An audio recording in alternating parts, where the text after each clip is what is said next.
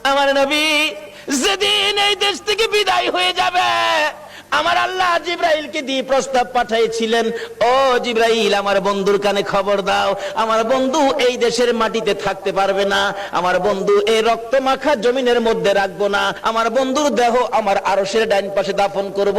জিব্রাইল খবর নিয়ে ডাকতেছেন, হুজুর আল্লাহর সালাম গ্রহণ করুন। আমি জিব্রাইলের সালাম গ্রহণ করুন। আল্লাহর নবী গো, আপনার দেহ মুবারক আল্লাহর আরশের ডাইন পাশে দাফন হবে, আপনি খুশির সহিত কবুল করুন। আমার নবী কোনো কথা কয় না, দুইটা চোখের পানি জর্জর করে ছাড়তেছে। জিবরাইল বলেন, ইয়া রাসূলুল্লাহ, এত সুন্দর প্রস্তাব নিয়ে আসলাম, কোনো কথা কন না, খালি কাঁদেন কেন জানতে চাই। আমার নবী বলেন, জিবরাইল রে, তোমার জন্য খুশির খবর হতে পারে, আমি খুশি হতে পারলাম না। কেন পারলেন না? রে জিবরাইল, আমার দাফন আল্লাহর আরশের ডান পাশে হবে, আমি জানতে চাই আমার গুনাহগার উম্মতের দাফন কই হবে রে? জিবরাইল বলেন, আপনার উম্মতের দাফন এই জমিনের মধ্যে হবে। আমার নবীর কান্না আরো বেড়ে গেছে। জিবরাইল, না না, সইতে পারি না, আমি আরশে থাকবো আর আমার উম্মতেরা এই জমিনে থাকবে। আমার মন মানে না, প্রস্তাব আমি রাখবো না।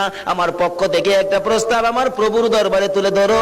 জিবরাইল রে, আমার গুনাহগার এতিম উম্মতেরা যেই জমিনে থাকবে, আমি নবী আরশে যাব না রে, আমি আমার গুনাহগার উম্মতের পাশে সেই জমিনের মধ্যে শুয়ে থাকবো।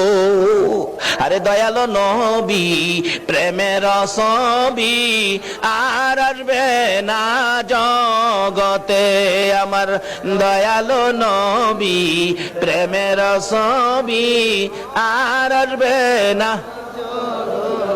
হাসর দিনে উম্মত বিনে, হাসর দিনে উম্মত বিনে যাবে না নবীজি বেহেশতে।